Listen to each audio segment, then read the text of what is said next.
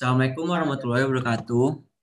Kami dari kelompok B6 Fisika Terapan. Waalaikumsalam warahmatullahi wabarakatuh. Kami dari kelompok B6 Fisika Terapan akan mempresentasikan tentang fisika terapan materi panas atau kalor yang beranggotakan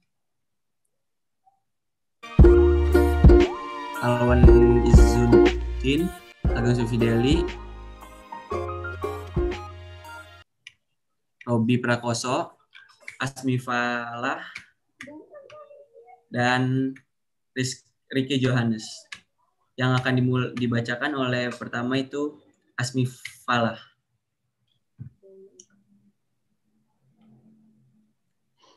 Kata pengantar, puji syukur kehadirat Allah Subhanahu wa Ta'ala yang telah memberikan rahmat dan hidayahnya sehingga saya dapat menyelesaikan tugas makalah yang berjudul Fisika Panas. Adapun tujuan dari penulisan dari makalah ini adalah untuk memenuhi tugas Pak Tri Mulyono MT pada Fisika Terapan Teknik Sipil Universitas Negeri Jakarta. Selain itu, makalah ini juga bertujuan untuk menambah wawasan tentang fisika panas bagi para pembaca dan juga bagi penulis. Saya mengucapkan terima kasih kepada semua yang telah menyusun modul ini selaku dosen fisika terapan Pak Tri Mulyono MT yang telah memberikan tugas ini sehingga dapat menambah pengetahuan dan wawasan sesuai dengan bidang studi yang saya tekuni.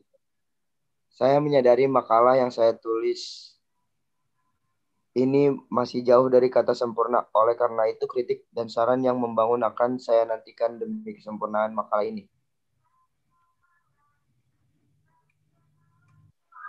Latar belakang. Fisika adalah ilmu yang mempelajari gejala alam dengan mengumpulkan dan mencari hubungan di antaranya untuk memperoleh manfaat.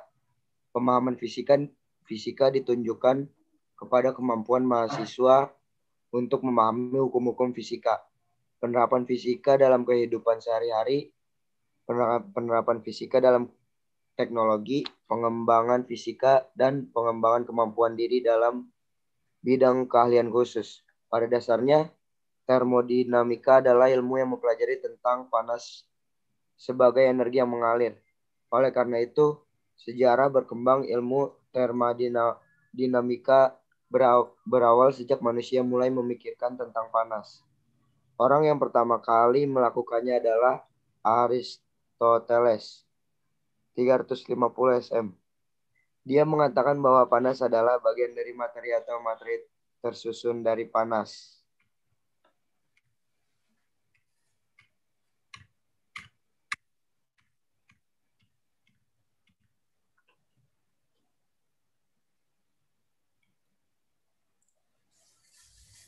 Maksud dan tujuan. Sesuai dengan topik yang ingin dibahas, kompetensi yang hendak dicapai adalah 1. Standar kompetensi. Mahasiswa dapat memahami konsep ilmu fisika terapan mengenai pengertian kalor. 2. Kompetensi dasar. Mahasiswa mampu memahami teori-teori dasar kalor serta perbandingan pengertian kalor dasar dalam ilmu fisika terapan. Mahasiswa mampu menjelaskan teori-teori dalam kehidupan sehari-hari mengenai perpindahan kalor jenis dan perbandingan suhu.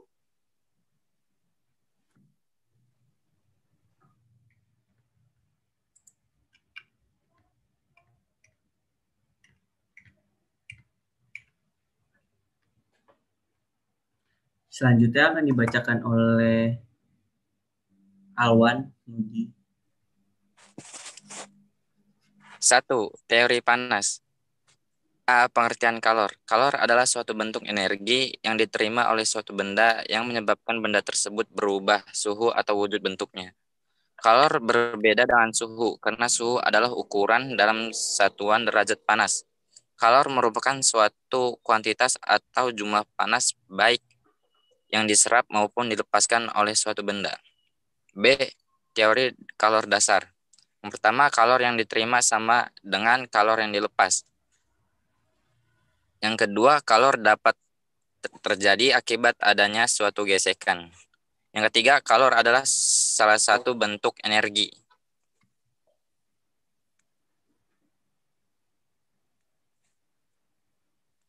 Lanjut ya. C. Aplikasi kalor dalam kehidupan sehari-hari. 1. Termos. Termos berfungsi untuk menyimpan zat cair yang berada di dalamnya agar tetap panas dalam jangka waktu tertentu. Termos dibuat untuk mencegah perpindahan kalor secara konduksi, konveksi, maupun radiasi. Dinding termos dibuat sedemikian rupa untuk menghambat perpindahan kalor pada termos. Yang kedua, setrika. Setrika terbuat dari logam yang bersifat konduktor, yang dapat memindahkan kalor secara konduksi ke pakaian yang sedang disetrika. Adapun pegangan setrika terbuat dari bahan yang bersifat isolator. 3. Panci masak. Panci masak terbuat dari bahan konduktor yang bagian luarnya mengkilap. Hal ini untuk mengurangi pancaran kalor. Adapun pegangan panci terbuat dari bahan yang bersifat itu sama. Lanjut ya.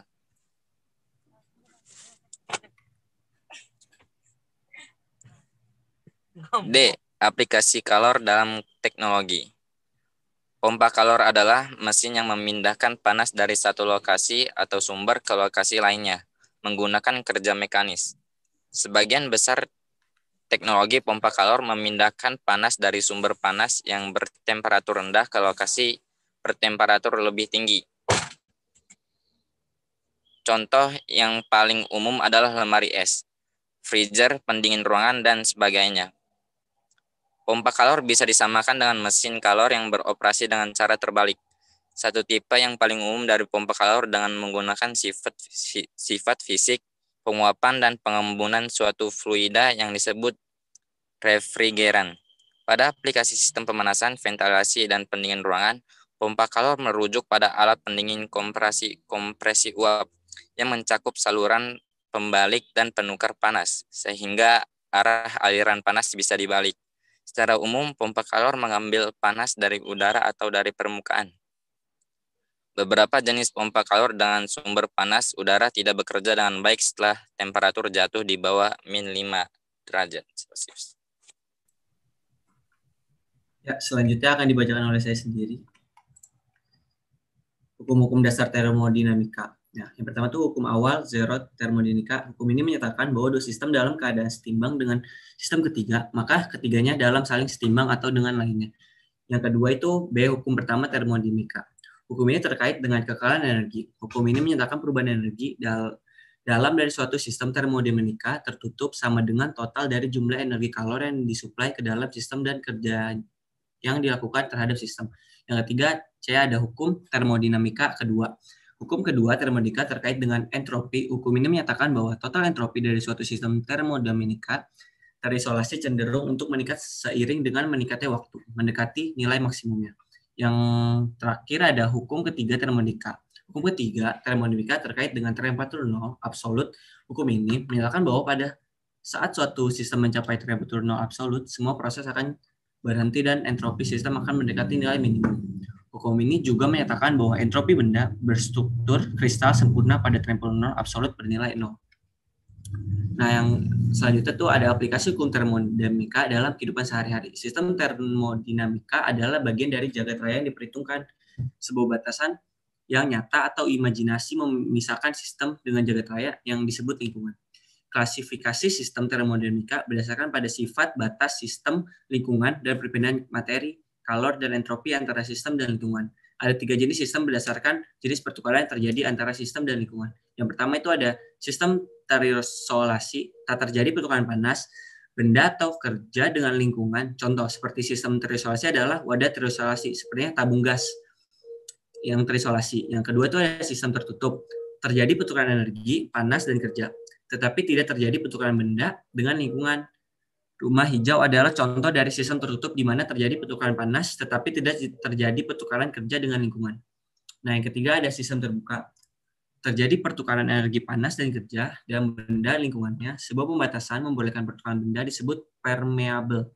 Samudra merupakan contoh dari sistem terbuka. Dalam kenyataannya, sebuah sistem tidak dapat terisolasi sepenuhnya dari lingkungan karena pasti ada terjadi sedikit pencampuran, meskipun hanya penerimaan sedikit dan penarikan gravitasi. Nah, di gambar di bawah ini adalah, ini contoh soal, kita masuk contoh soal. Gambar di bawah ini menunjukkan bahwa 1200 Joule kalor mengalir secara spontan dari reservoir panas bersuhu 600 Kelvin ke reservoir dengan dingin bersuhu 300 Kelvin. Tentukan jumlah entropi dari sistem tersebut. Anggap tidak ada perubahan yang terjadi. Jawab. Diketahui itu Q itu kalor sama dengan 1200 Joule. T itu suhu 600 Kelvin dan T2 itu juga suhu 300 Kelvin. Biasanya kalau soal ini makanya Kelvin bukan Celsius. Perubahan entropi reservoir panas. Delta S1 sama dengan Q1 per T sama dengan min 1200 Joule per 600 Kelvin sama dengan min 2 Joule per Kelvin. Perubahan entropi reservoir dingin. Delta S2 sama dengan Q2 dibagi T2 sama dengan 1200 Joule dibagi 300 Kelvin sama dengan 4 Joule per Kelvin. Total perubahan entropi adalah total aljabar perubahan entropi setiap reservoir. Setelah itu ditambah menghasilkan 2 Joule per kalor.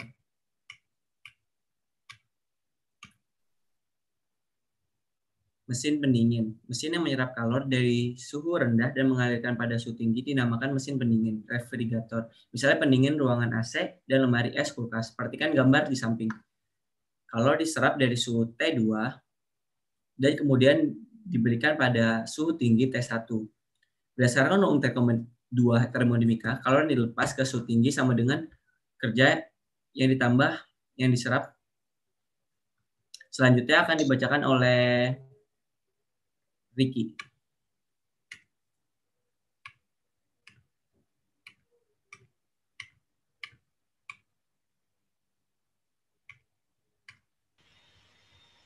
Hasil bagi antara kalor yang masuk Q1 dengan usaha yang diperlukan W dinamakan koefisien daya guna performansi yang diberi simbol Kp. Secara umum, kulkas dan pendingin ruangan memiliki koefisien daya guna dalam jangkauan 2-6. Maka tinggi nilai Kp, makin baik kerja mesin tersebut. Kp sama dengan Q2 per W.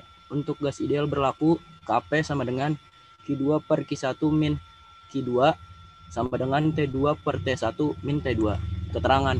Kp koefisien daya guna, Q1 kalor yang diberikan pada reservoir suhu tinggi atau Joule, Q2 sama dengan kalor yang diserap pada reservoir suhu rendah, Joule.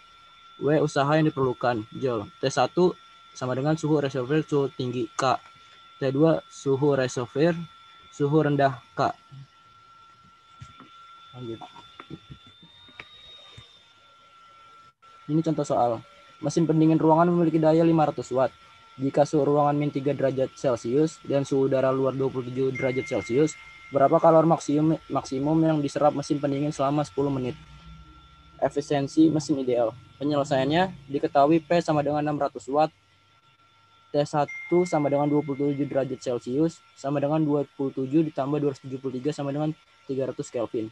T2 sama dengan min 3 derajat Celcius sama dengan min 3 ditambah 273 sama dengan 270 Kelvin. Ditanya Q2. T sama dengan 10 sekon. Jawab Kp T2 per T1 min T2. Q2 per W T2 per T1 min T2. Q2 sama dengan T2 per T1 min T2 sama dengan 270 dikali 300 dikurang 270 dikali 500 sama dengan 4.500 Joule tiap 1 sekon dalam waktu 10 menit sama dengan 600 sekon. Q2 sama dengan 4.500 dikali 600 sama dengan 2,7 kali 10 pangkat 6 Joule. Lanjut.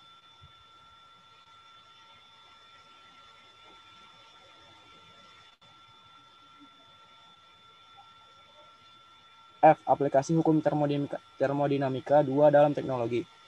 Yang pertama mesin diesel. Mesin diesel ada sejenis mesin pembakaran dalam. Lebih spesifik lagi, sebuah mesin pemicu kompre, di mana bahan bakar dinyalakan oleh suatu tinggi gas yang dikompresi, dan bukan oleh alat berenergi lain seperti busi. Mesin ini ditemukan pada tahun 1892 oleh Rudolf Diesel, yang menerima paten pada 23 Februari 1893. Diesel menginginkan sebuah mesin untuk dapat digunakan berbagai macam bahan bakar, termasuk debu batu bara. Dia mempertunjukkannya pada Explosion Universal, pameran dunia, tahun 1900, dengan menggunakan minyak kacang, lihat biodiesel. Kemudian diperbaiki dan disempurnakan oleh Charles V. Kettering.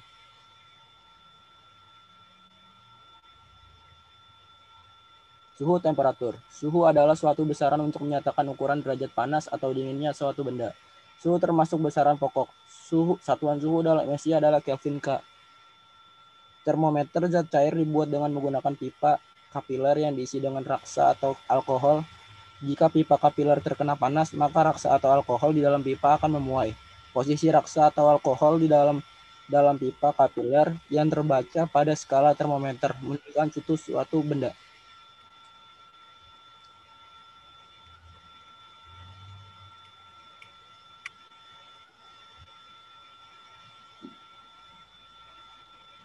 Perbandingan skala dari berbagai termometer. TR sama dengan TC sama dengan TF-32. TC sama dengan TF-32 sama dengan TR. TF sama dengan TC tambah 32 sama dengan TR tambah 32. Dalam sistem internasional SI, satuan suhu adalah Kelvin. K, hubungan derajat Celcius. TK sama dengan TC tambah 273. Yang dimaksud dengan TR itu tuh termometer. Oke.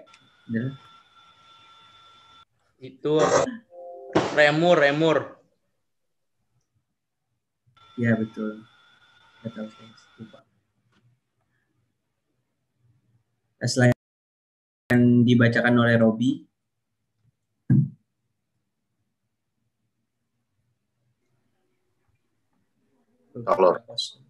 Kalor atau Ki adalah energi panas yang merambat dari benda yang suhunya tinggi ke benda suhu yang rendah.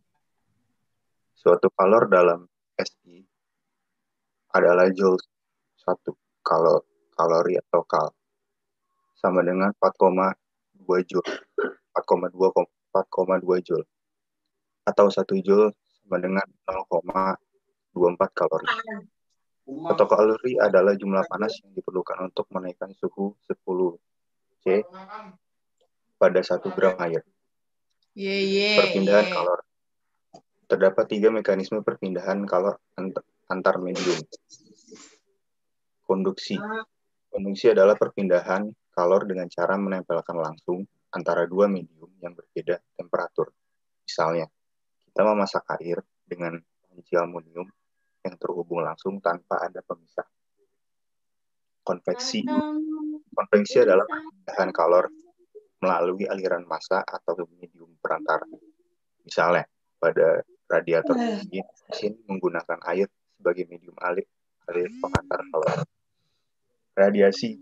Radiasi adalah kalor yang melalui pancaran radiasi elektromagnetik.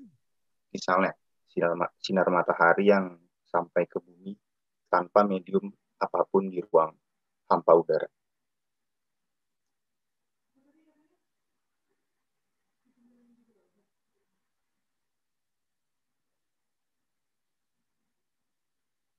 Berikut perpindahan kalor secara konduksi. Lajur kalor dalam peristiwa konduksi, seperti pada gambar di samping, yaitu dengan rumus H sama dengan Ka delta T per L. Dengan keterangan H itu arus kalor, joule per second, K itu konduktivitas thermal, atau W sama dengan M derajat per C, A, luas penampang aliran atau M2, TB atau temperatur tinggi, TA atau temperatur tinggi juga, lalu L panjang penghantar M. Ya, berikutnya.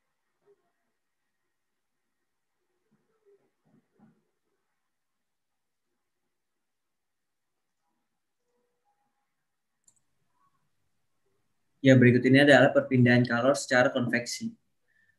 Bisa dilihat dari gambar di samping, konveksi panas. Penjelasan di bawah menyebabkan massa jenis zat cair di bawah mengecil akibat pemuaian. Nah, rumusnya itu lajur kalor dalam peristiwa konveksi adalah H sama dengan delta Q per delta T sama dengan H kecil A delta T. H itu lajur kalor, H kecil itu koefisien konveksi bahan, A itu luas penampang yang bersatu dengan fluida, delta T adalah beda suhu antara benda dan fluida.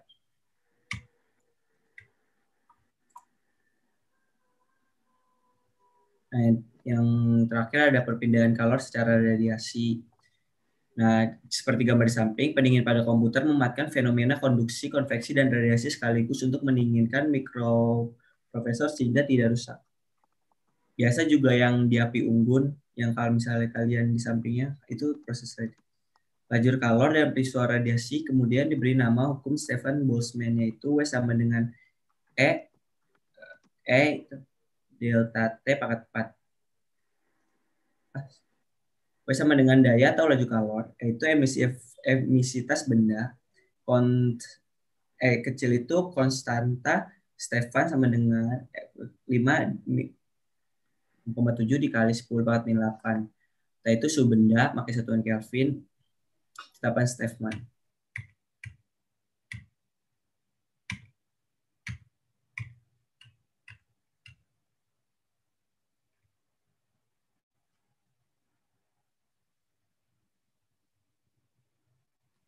Nah, itu ada menguasai pengaruh kalor terhadap zat. Satu, kalor jenis. Kalor jenis adalah besarnya kalor yang dibutuhkan meningkatkan 1 Celsius dalam setiap 1 kg massa.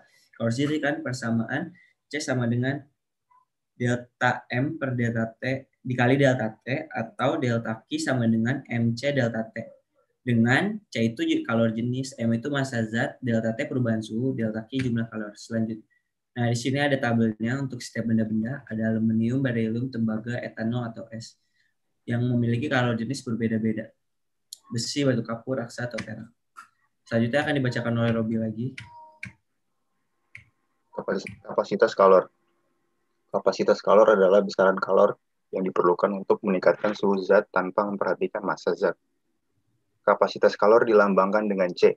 Perhatikan pada simbol C besar dan C kecil. Kapasitas kalor dengan dinyatakan persamaan sebagai berikut yang ada pada gambar.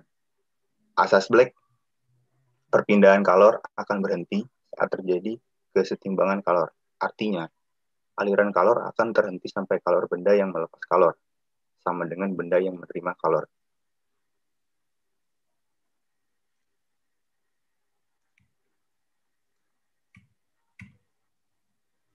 Berikutnya ada pemuaian zat.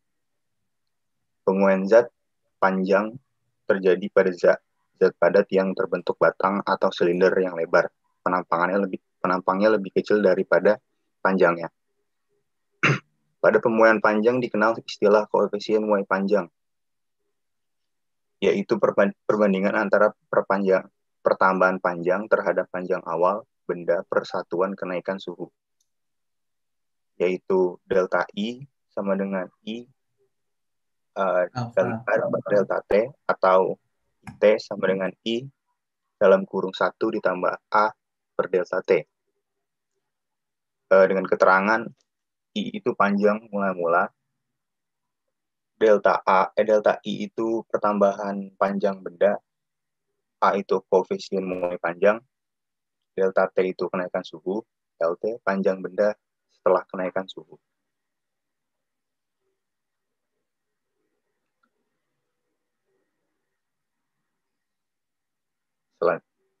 Selanjutnya, pemuaian luas. Pemuaian luas terjadi pada zat yang terbentuk lempengan atau plat tipis. Pertambahan luas bidang suatu benda jika suhu dinaikkan dapat ditulis sebagai delta A sama dengan AB per delta T, atau delta T sama dengan A dalam kurung 1 per B delta T. Keterangannya yaitu A luas bidang benda-benda mula M2, delta AA pertambahan luas, delta B koefisien muai luas, delta T kenaikan suhu, dan AT luas setelah kenaikan suhu.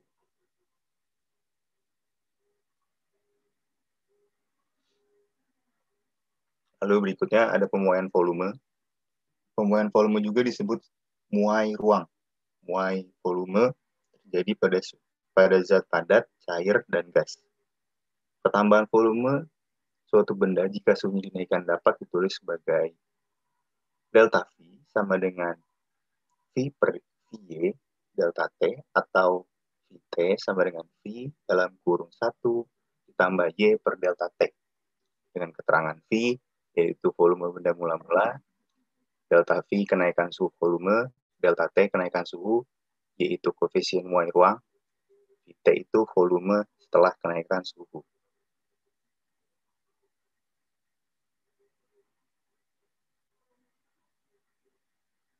Lalu yang berikutnya, di sini dapat diambil kesimpulannya. Yang pertama itu kalor jenis adalah besaran kalor yang dibutuhkan untuk meningkatkan 1 derajat Celcius dalam setiap 1 kg massa. Yang kedua, kapasitas kalor adalah besaran kalor yang diperlukan untuk meningkatkan suhu zat tanpa memperhatikan massa zat. Yang ketiga, perpindahan kalor akan terhenti saat terjadi kesetimbangan kalor.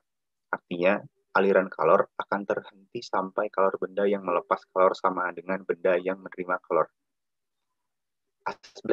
Lalu yang keempat, asas Black dinyatakan sebagai berikut. Q lepas sama dengan Q terima. Perubahan wujud zat. Yang berikutnya, melebur adalah perubahan wujud zat dari padat menjadi cair. Membeku adalah perubahan wujud zat dari cair menjadi padat. Menguap merupakan perubahan wujud zat dari zat cair menjadi gas. Mengembun dari gas menjadi cair. Menyublim dari padat menjadi gas. Deposisi adalah kebalikannya dari menyublim, yaitu dari zat gas menjadi padat. Kalor lebur sama dengan kalor beku. Banyak kalor yang diperlukan oleh zat yang masanya M per kilogram. Untuk meleburkan kilojoule, maka LF sama dengan Q per M, atau Q sama dengan M LF. Kalor didih sama dengan kalor embun. Banyak kalor yang diperlukan untuk mendidihkan zat masanya M kilogram adalah kilojoule, maka LV sama dengan Q per M atau Q sama dengan M LV. Pemuaian panjang terjadi pada suatu zat yang terbentuk batang atau silinder yang lebar. Lalu berikutnya, penampangnya lebih kecil daripada panjangnya. Yang terakhir, pemuaian luas terjadi pada zat padat yang terbentuk lempengan atau pelat tipis.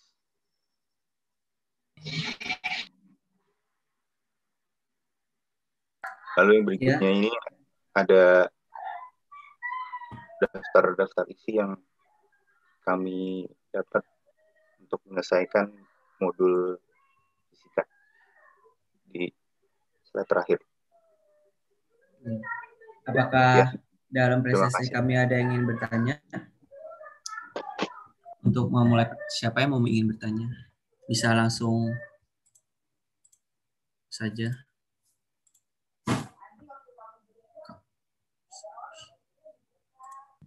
Saya mau bertanya dong, boleh nggak? Boleh. Dari siapa ya? Saya Ilham dari kelompok 12B12. Oke. Ya, mau bertanya. Apakah material atau bahan material suatu benda atau suatu zat tersebut berpengaruh terhadap proses perpindahan kalor tersebut ya? Jadi misalnya ada suatu wadah dengan beberapa material, apakah itu mempengaruhi proses perpindahan kalor tersebut? Terima kasih. Baik, makasih sama-sama Ilham. Saya akan langsung menjawab pertanyaan dari Ilham ya. Benda itu berpengaruh dalam perpindahan kalor. Seperti yang tadi saya contoh, yang benda yang memiliki kalor jenis beda-beda. Contohnya itu seperti aluminium yang memiliki kalor jenis 910, berlium itu memiliki kalor jenis 1970 joule per kilo Celsius. Besi juga memiliki yang berbeda-beda, air pun juga berbeda-beda. Jadi tuh benda itu berpengaruh dalam perpindahan kalor. Apakah terjawab, Ilham? Oke, baik. Terima kasih. Sama-sama. Siapa ada lagi yang ingin bertanya? Saya, Esa, pengen bertanya. Ya, Esa. Dari saya, Esa, dari kelompok 12, ingin bertanya. Kan di panas itu ada yang kayak isobarik, isometris, segala macam ya. Nah, Iya, betul. Kalau dalam isobarik itu penerapannya di apa sih? Masih kurang paham tuh. Terima kasih. Oke, sama-sama. Saya Ngerti, boleh ngerti. bertanya juga. Siapa ya? Saya akan menjawab pertanyaan dari Reza dulu ya. Oh, oke. Oke, tunggu sebentar ya, RJ. Nah, proses isobarik sendiri adalah proses isobarik sendiri itu adalah proses sebentar ya.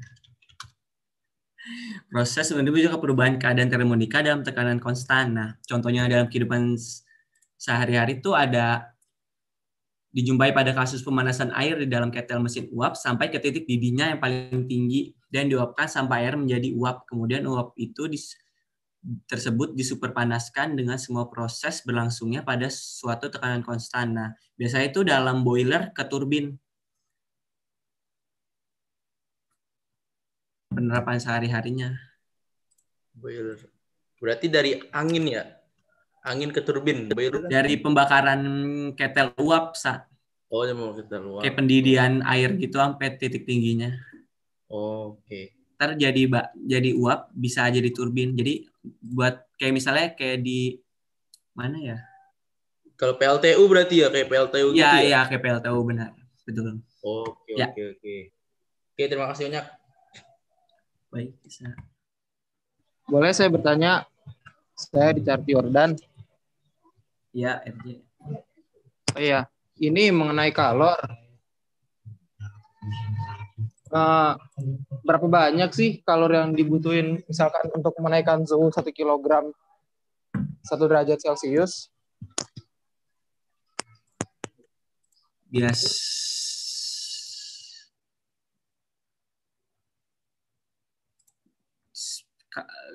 Kalor yang dibutuhkan, mungkin yang maksud Anda banyak disebut apa kalor yang menaikkan suhu dari 1 kilo suatu zat sebesar 1 derajat Celcius atau 1 derajat Kelvin. Iya. Disebutnya itu kalor jenis. Kalor jenis adalah banyaknya kalor yang diperlukan untuk menaikkan suhu 1 kilo zat sebesar 1 derajat Celcius atau 1 Kelvin.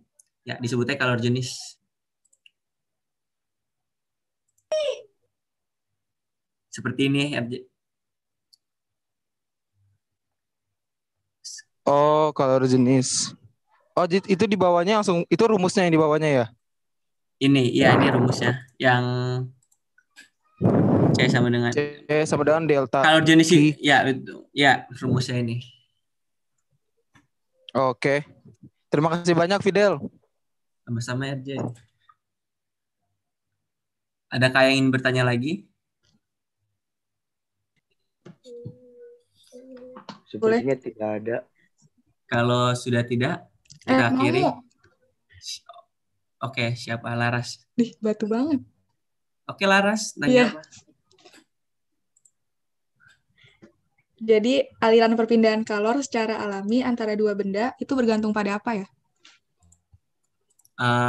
Aliran perpindahan kalor secara alami antara dua benda bergantung pada suhu masing-masing benda. Dari suhu masing-masing benda tersebut. Bisa dijelasin jadi kan, lagi?